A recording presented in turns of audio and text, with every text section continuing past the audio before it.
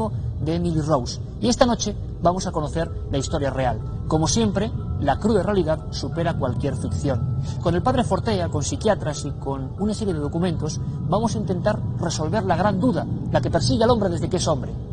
¿Es el maligno o son los demonios de nuestra propia mente? Emily.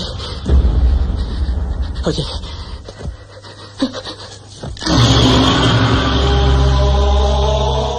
Ha empezado.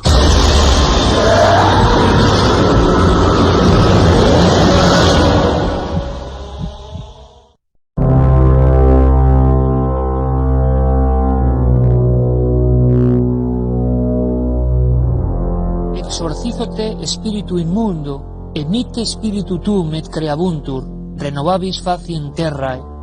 La verdad es que leer hoy en el siglo XXI el Rituale Romanum sigue produciendo una sensación curiosa. Da igual los siglos que hayan transcurrido. Y nos da la impresión de que tratar el asunto del diablo, del demonio, del príncipe de las tinieblas, sigue teniendo ciertos peligros. Y me explico. En 1973, William Peter Blatty y William Friedkin realizaron una película inolvidable, una serie de acontecimientos reales tomados de la historia de un niño y no una niña, ocurrida en Mount Rainier, en Washington. Allí, una especie de entidad demoníaca se cebaba con un cuerpo, con un muchacho, llegaba a escribir palabras como ayúdame o infierno en su piel, llegaba a producir fenómenos de supuestos poltergeist, movimiento de objetos, dotaba a la muchacha y al muchacho original de fuerza hercúlea. Pero lo cierto y verdad es que todos los que participaron en esa cinta pues tuvieron ciertas consecuencias. Hubo varios muertos, varios en circunstancias además muy dolosas. Incluso la actriz que protagonizó esta historia en teatro, en el Teatro de la Comedia de Londres, Mary Ure, hizo una especie de representación genial. La gente decía, caramba, parece que está poseída de verdad.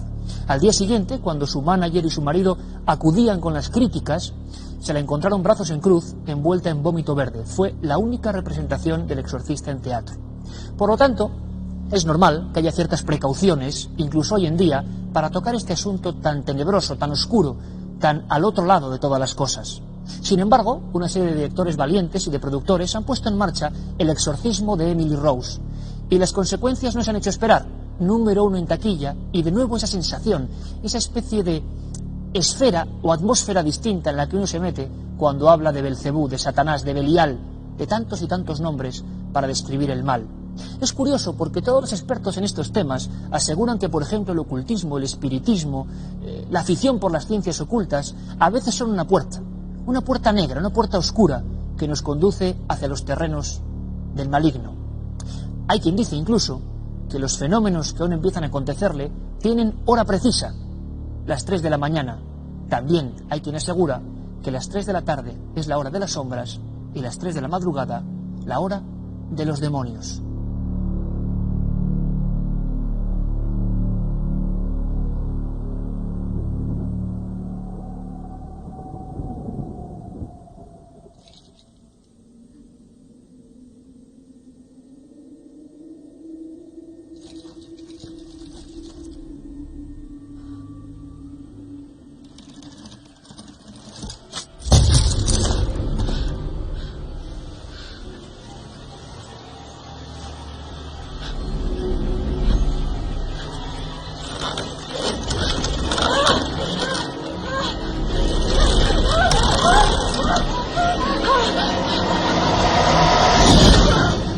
Para hablar de este asunto tan comprometido, tan extraño, tan secreto, y que se sitúa en una delgadísima línea que separa la psiquiatría de los fenómenos místicos o religiosos, tenemos a dos invitados de excepción.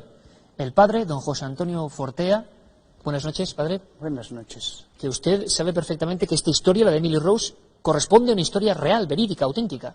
Se basa en hechos reales, efectivamente, sí.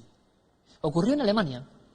Sí, los primeros síntomas los comienza a padecer en 1968 y tendrá final todo en 1976. Y tal y como nos cuenta la película, y no queremos destriparla, por supuesto, para los espectadores que quieren ir a verla, hay un sacerdote que parece que hace un exorcismo, la niña muere y luego es procesado. ¿Esto ocurrió también en la realidad?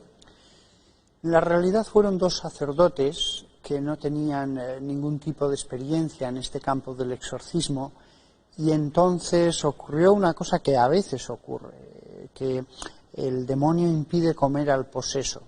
y fue perdiendo peso.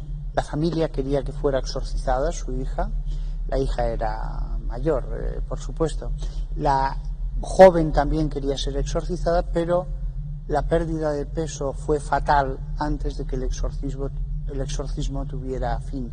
Si ellos hubieran sido sacerdotes experimentados en este campo, hubieran sabido qué hacer. Desgraciadamente, les cogió de improviso este fenómeno de que no pudiera comer y finalmente pues sí hubo un juicio que perdieron. Como siempre decimos en Cuarto Milenio, la realidad supera cualquier ficción, por mucho que la ficción esté elaborada y llena de imágenes tan impactantes como las del exorcismo de Emily Rose. Nos acompaña también Jesús Sánchez Caro, él es psiquiatra y puede aproximarnos a ese otro misterio, que es la parte oscura de la mente. Bienvenido, buenas noches. Buenas noches. Estamos viendo fenómenos paranormales, una obsesión muy grande, posesión u obsesión. Difícil de decir, ¿no? Yo las imágenes que he visto me llevan a tener que reflexionar mucho para llegar a un diagnóstico adecuado. Por una parte, aparecen síntomas propios de una esquizofrenia, aparecen alucinaciones. Por otra parte, hay también convulsiones. Podríamos hablar también de síntomas epilépticos, ¿no? Hay una rigidez de los miembros que indicaría una epilepsia generalizada de tipo tónico, que llamamos. Doctor, es que esta muchacha, Emily Rose, y su personaje absolutamente real, el hecho ocurrió en Alemania, empezó a vivir su vida como un auténtico infierno. Visiones, alucinaciones, en clase, en el parque, en su propio domicilio, empezaba a ver seres demoníacos que la atormentaban.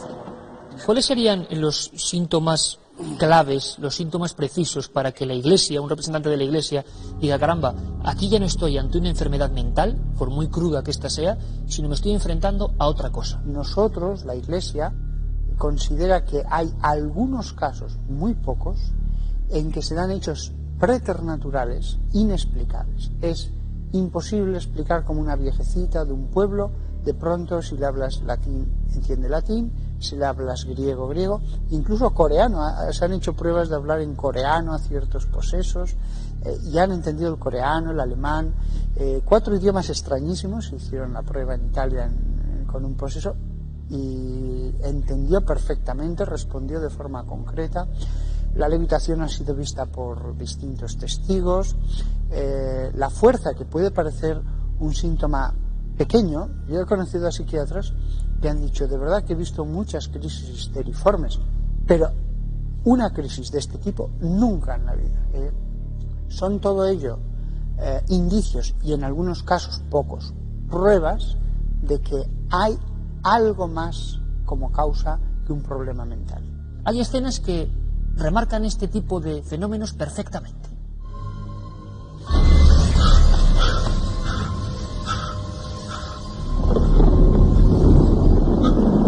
Emily.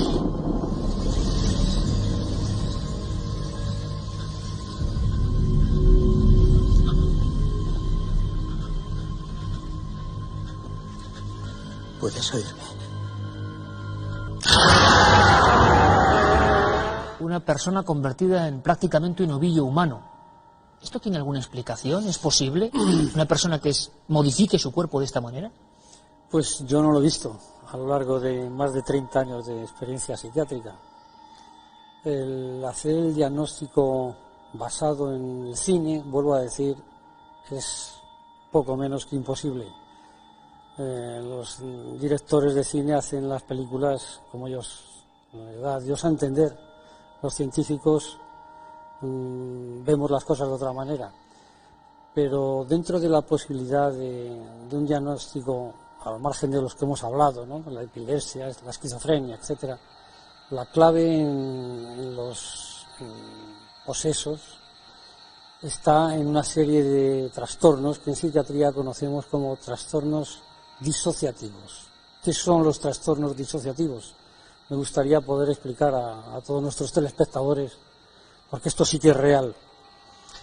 Los trastornos disociativos son unos trastornos psíquicos en los que se altera la conciencia, se altera la identidad de la persona, se altera su memoria y se altera la percepción del entorno en el que está esa persona. Otro trastorno disociativo es el de la personalidad múltiple o distintas personalidades, o como se dice ahora en la última clasificación de las enfermedades psíquicas, un trastorno de la identidad de tipo disociativo, que podría ser un poco el caso de Emily Ross. Pero nunca llegando a ese límite de forzar su cuerpo físicamente, claro, de esa forma, ¿no? Adquiere una nueva identidad, y esa nueva identidad en el poseso es que está poseída por un espíritu maligno. Lo que vamos a ver a continuación entraría dentro de la anormalidad total. Dicen los expertos en este asunto desde el punto de vista psiquiátrico y religioso que esta sería la prueba definitiva para comprobar que algo muy raro le está pasando a una persona. Hablar en lenguas que no conoce, hablar perfectamente en lenguas que son desconocidas por completo para ese individuo, incluso a veces un niño. Uno de estos primeros casos, por cierto, se dio en España, en Villafranca de los Barros, hace más de 2 siglos, y quedaron varias actas notariales sobre una niña de unos 3 meses que lo raro es que hablase, pero encima hablaba latín. Estos casos han continuado aparentemente y los expertos lo llaman xenoglosia.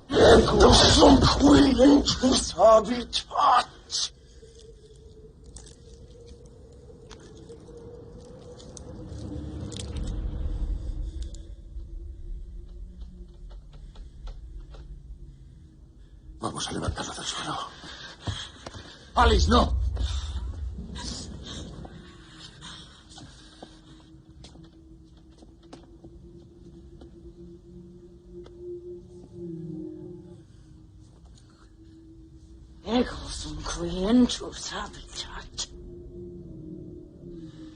Et ego sum qui vadet in nomine eus. Non potas me expellere sacerdos. Tenta. Xenoglosia, hablar lenguas desconocidas. Don José Antonio Fortea, ¿se ha encontrado con alguna experiencia de este tipo, tan al límite? Sí, en el campo de las lenguas me he encontrado con personas que hablaban lenguas extrañísimas. Yo lo he hablado con algún lingüista. El problema es formidable identificar una lengua, porque puede ser un dialecto del Brasil, puede ser un dialecto del iranio, puede ser un dialecto africano que existió hace 2000 años. ¿Y qué es lo más habitual? Pues en estos casos, los posesos suelen hablar lenguas desconocidas, no suelen hablar lenguas conocidas. Solamente me he encontrado un caso que hablara lenguas europeas que evidentemente no conocía, pero tampoco era muy probativo porque lo que dijo era un poco sencillo. Lo que sí que creo que es más interesante, y eso sí que se ha comprobado, es el poder entender las órdenes del exorcista concretas en idiomas incluso de lenguas muertas. O sea, responderle a usted, por ejemplo, cuando con el ritual de Romanum dice una serie de frases y que alguien le responda en latín, aunque no tenga el menor sentido ni idea de ese idioma, por ejemplo. No, lo mejor es hacer una orden de algo que él no pueda ni imaginar, y con palabras que no se parezcan para nada a las lenguas romances. Entonces, eso sí que nos da a nosotros una clara indicación de si esa persona está posesa o no.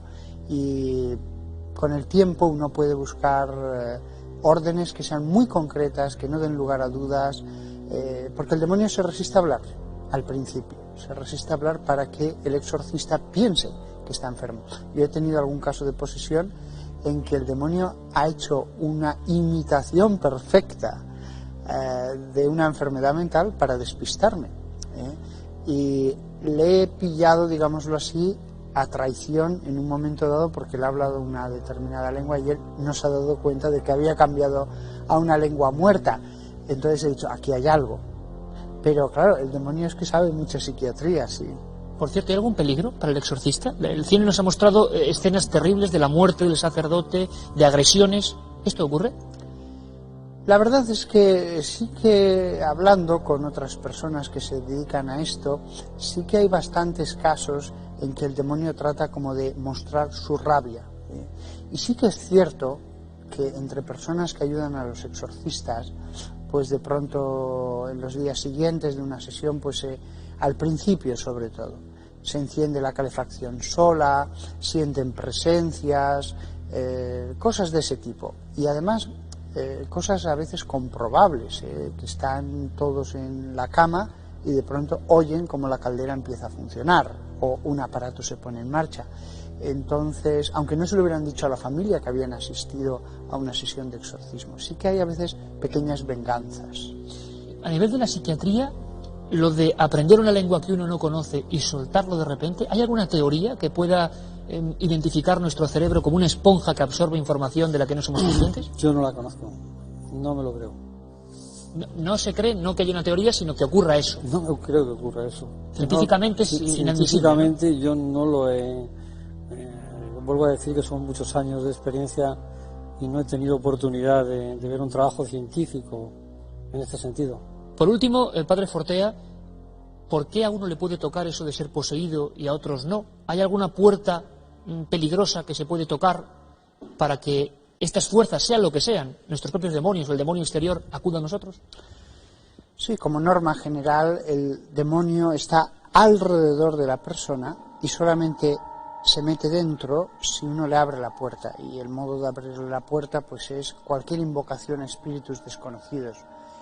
La Ouija, el espiritismo, la santería afrocubana, ritos de la New Age, todo lo que sea magia, brujería, conjuros, hechizos, invocando a espíritus. El mundo de los espíritus es real y pueden venir, pero lo que van a venir es espíritus malignos.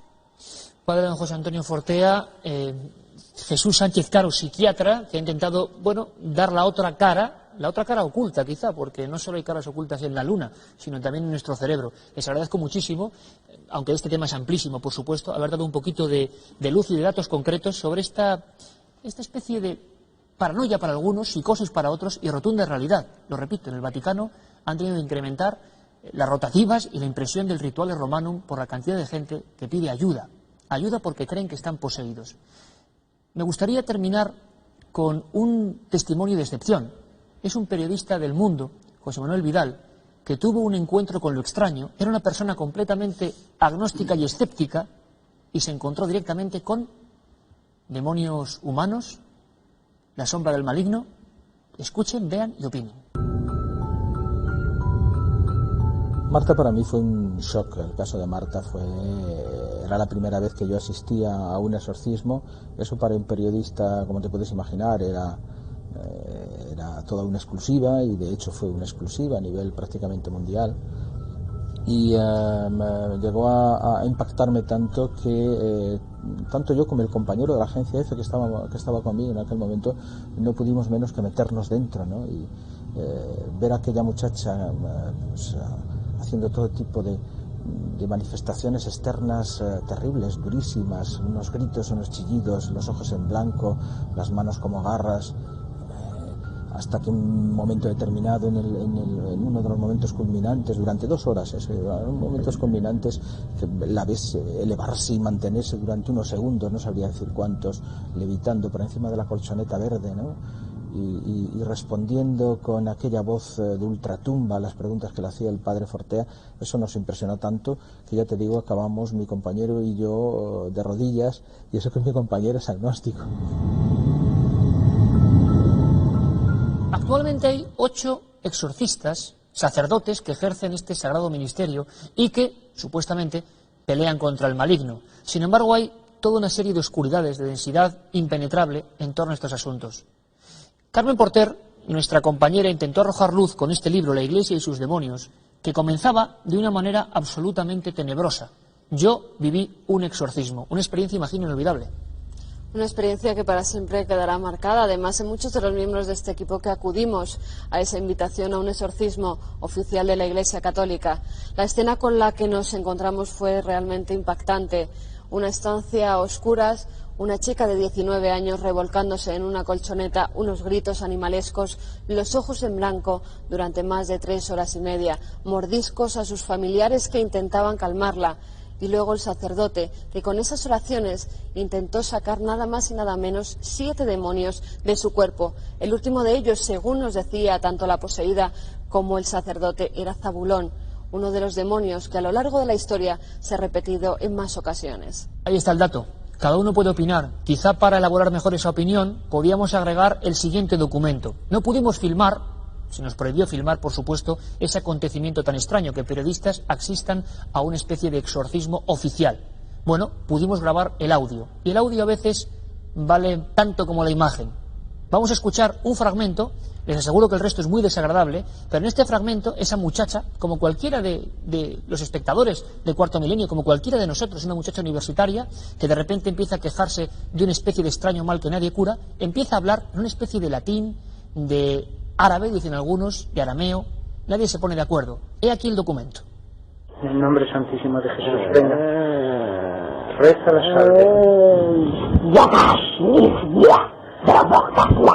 Reza la salve.